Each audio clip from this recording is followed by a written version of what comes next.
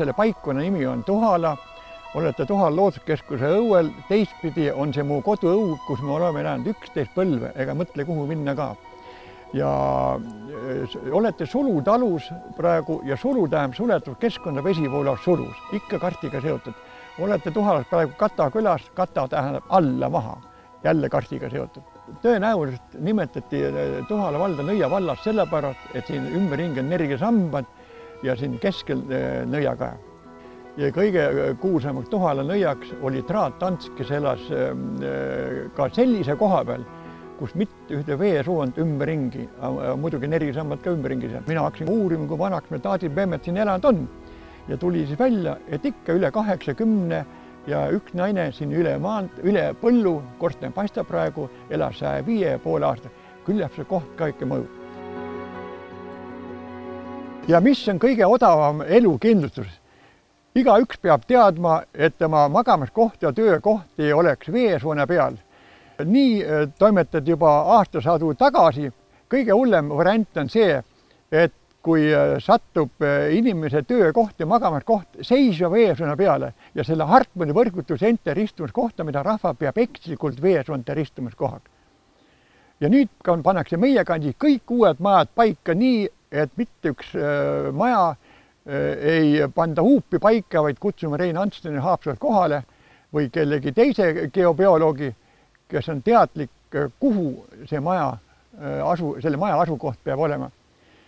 Kui inimene on haige, arst määrab diagnoosi, aga põhjusi ei otsi või mitte keegi. Jah, igaühel võib see väljenduda ise moodi, mõne läheb selgehaigus, mõne läheb südahaigus või mida iganes. Näete, nõiavitsad võivad kokku, ma olen maa-alus jõe peal ja ta on 9 meetrit lai ja voolab 5–8 meetrit sügavuse paekihtide vahel. Näete, jälle neutraalne. Ja nõiakaev on siis siin keskele ümberringi 30 meetri peal on 5 võimsat energiasammast. Nii et need energiasambrad ümbritsevad seda nõiakaevu teeb nagu nõiakaevu omamoodi ringi peale. Jah, ja ongi omamoodi müstilise energiaga väepaik. Ja meil Tuhalas ühe maja alt läheb läbi 3 meetri laiune majajõgi. 40 aasta jooksul on vahetunud 7 või 8 pere. Alles see pere sai nüüd teada, milles asi on. Kutsuti Rein Antstoni kohale ja nihutati magamat tuhat teise maja otsa.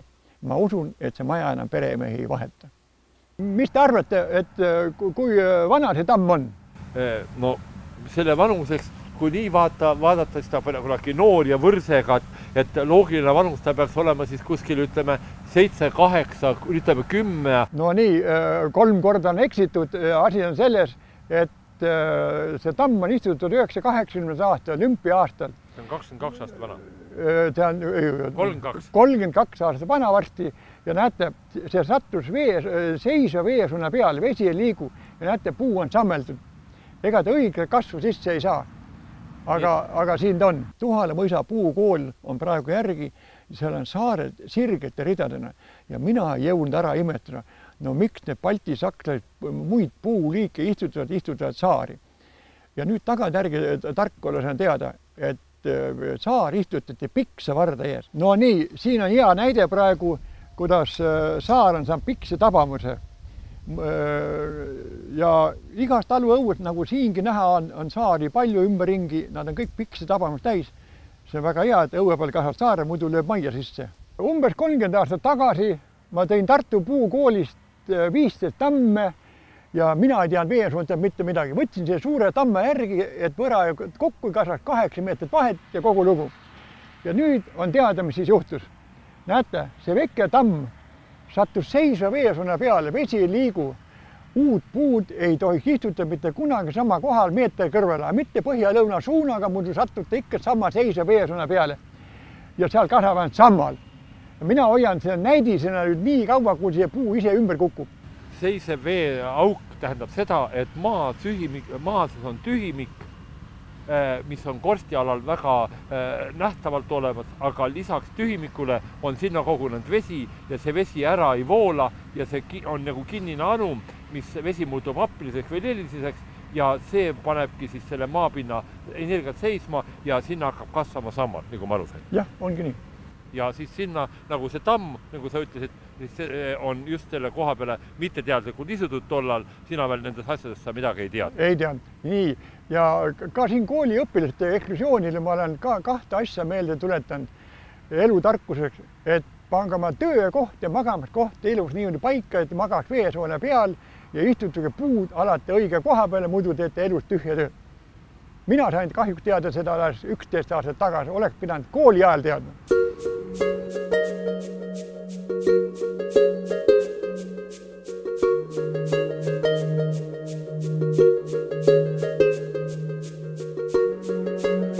Väga vana tööriist on teadaolevalt ju tehti sarappuust ja pajupoksast.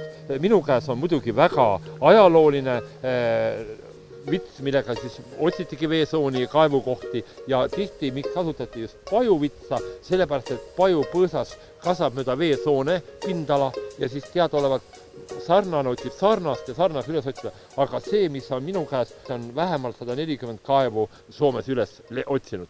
Mida see nõiavits näitab, et kui ta liigub ülespoole, siis ta näitab selle otsitava punkti alguspunkti ja kui ta liigub allapoole, näitab allapoole. Nii et kui ma lähen siit kõnnin tasakesi, tavaliselt minnakse tasakesi, hoitakse pingul ja näete, ja nii, ja kohe hakkab ta reageerima väga tugevalt. Ta isegi, näete, kuidas ta viskab su käes, et isegi inimjõu, ta hakkab inimjõu vastu minema. Võib proovida, kes on siin, tule noormees, sina proovi, teeme sinu peal ühe katse ära. Mul on ka tänapäevasemad, mida sa seda vana primitiivset? See primitiivne. Natukene õpetan, kuidas see tööriist töötab, on ju. Tööriista töölised töötamiseks on vaja kahte asja, mitte suurt jõudu rakendada, vaid kätte saab võtta kahte pidi, kas võetakse niimoodi näppude vahele või ka kasutatakse seda meetodit, võetakse nii kätt. Aga tähtis on see, et sa tõmbad natukene pingule. Tõmbata pingule ja hoiad kergelt pingul, mitte väga tugevasti, aga pingul ja siis hakkad väikeste sammudega kõndima. Ja eelnevalt siis lepid kokku, et signaal jääb minu varast ette, otsast hakkab pihta, maast siis leiab parem üles. Kui sa vaatad ainult selle järgi, siis sa ei leia täpselt asimuuti, kuna tema on eespool sind. Sealt, kus varvast pihta hakkad, sealt hakkab ka see signaal tööle. Aga ole hea, proovi nüüd minna tasakesi ja lase nüüd, aga sinu küsimus on see, et sa soovid siis leida üles selle negatiivse punkti siin maapinnas sisemus. Lõtvalt lase niimoodi, väga huvitav on näha. Nii, näed, ja nii, ja nüüd tõuseb ülesse, nii, ja ta tahab tiiru isegi peale teha, ja nüüd laseb lahti. Oli isegi jõuline tunne või kuidas ta sul nagu? Jah, jõuline vastu ei saanud kuidagi ta. Vastu toimida ei saanud, ta ise tahtis pöörata. Nii et see näitab seda, et täitsa inimesel, kellel on esimest korda see pöörel nõiavits käes ja kohe ta toimis. Ja seda toimetust olen mina saanud õpetada viimased 10 aastat ja võin julgelt öelda, et 90% inimestest see informatsiooni maatriks töötab käes.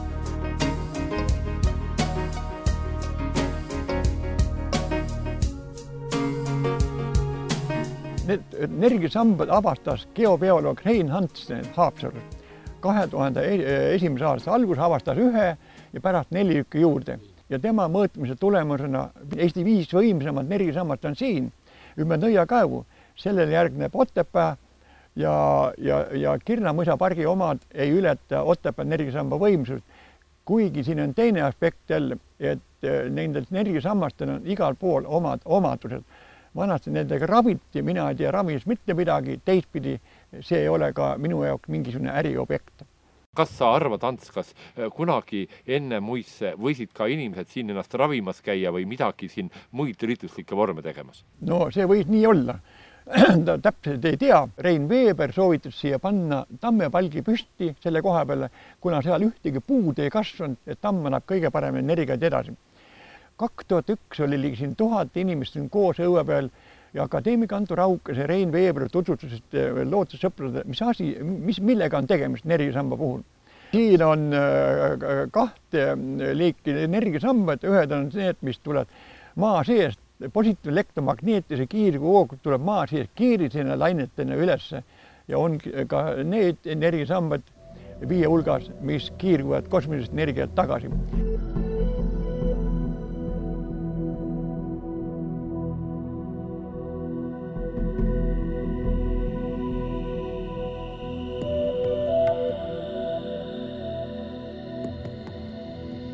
Kõige tuntum avastati uuesti 2001 ja kuna esimene koha peal ühtegi puud ei kasvanud, siis sai pandud siia tammepalk ja näete, nüüd ma lähen siia energiasambale ligi.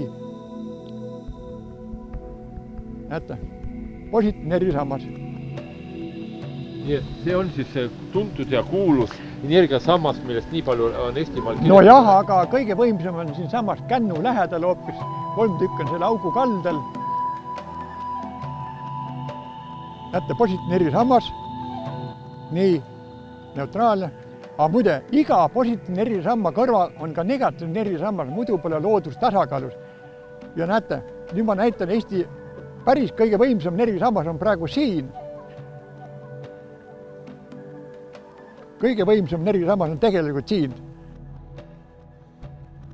Ta Rein Antsten on mõõt ära Hängströmides, Rootsi teadlase järgi. Ja näete, ja vaadake nüüd, näete, nüüd ma lähen negatiivne energiasamba otsa, näete, harud võivad laiali. Siin rohi mitte kunagi ei kasva pikemaks. Näete, siin juba magada ei tohiks.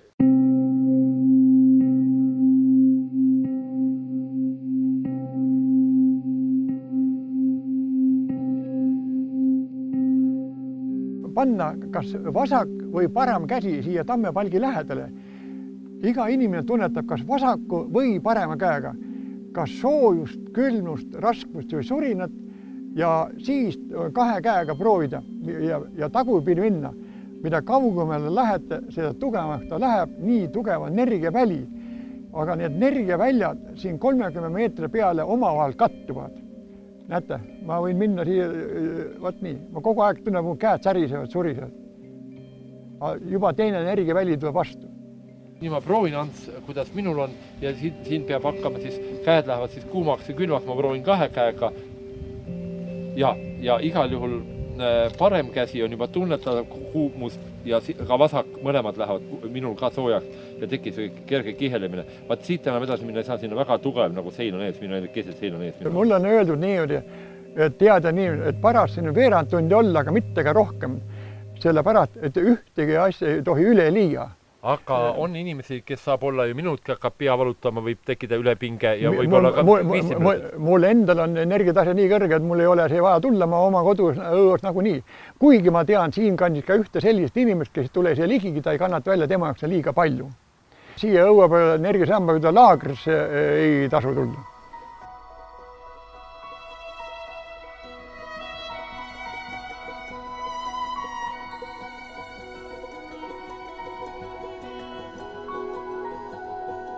See on kohalik mude, see tuleb ju sellest, kui 1000 nõiad kaevus vihtivad, nõiakaev hakkab keema, legendist.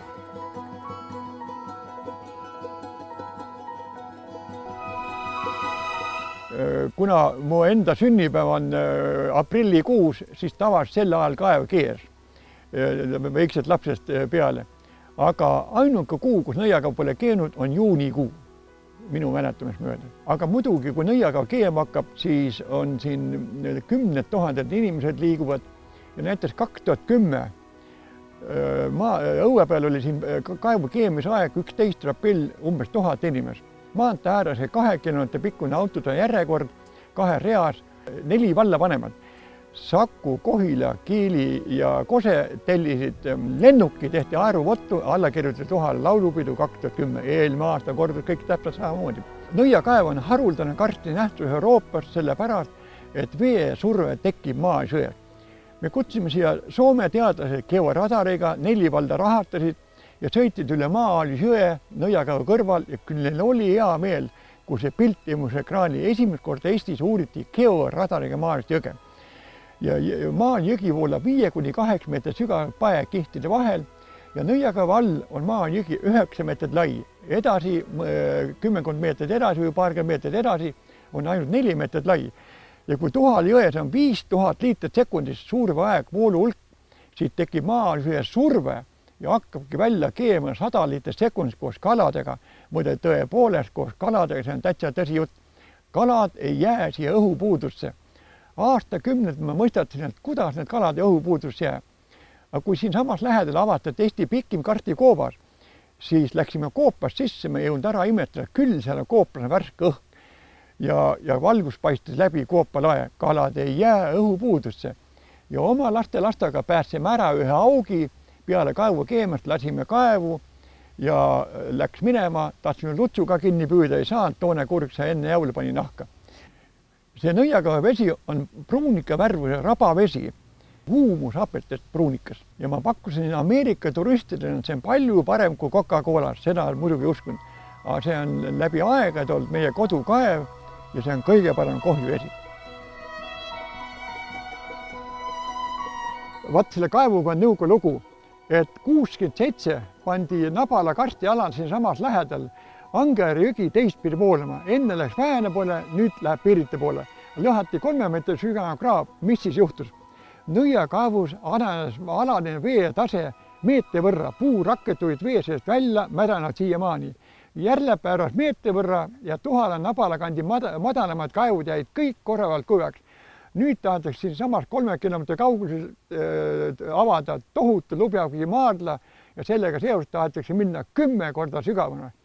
Nad löövad segamini kogu selle veesüsteemi Ülemiste järvest, kui mahtel välja tule mõistus koju. Kaevukaaned tehti alati haavapuust, sest haavapuu on tuntud bakterite tappija, et bakterid ei jääks niiskusega kaevukaane alla, selleks tehtigi haavapuust kaevukaaned ja veel mida Ants ütlen sulle, sellepärast tehti ka vanasti sauna need lavad haavapuust, et ta tappis bakterid ja ka tema teadaolev haavapuust ei juhi soojuskirgust edasi.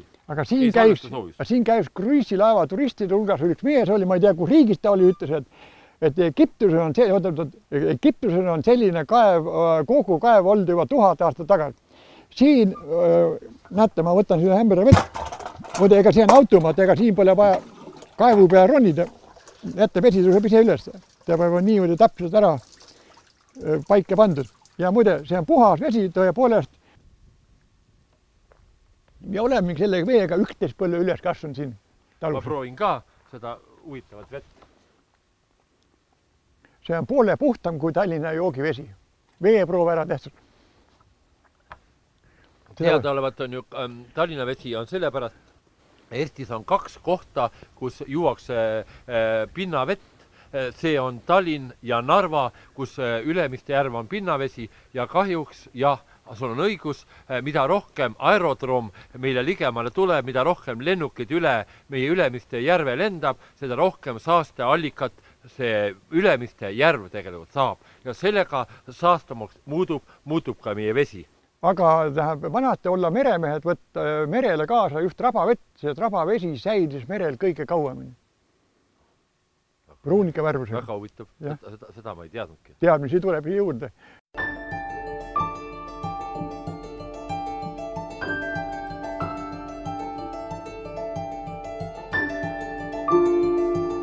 Ja olete samal ajal praegu Tuhala karstialal, mida loetakse Eesti tegevamaks karstialaks, kuna kogu aeg vajub siin aeg-ajalt uusi auke juurde.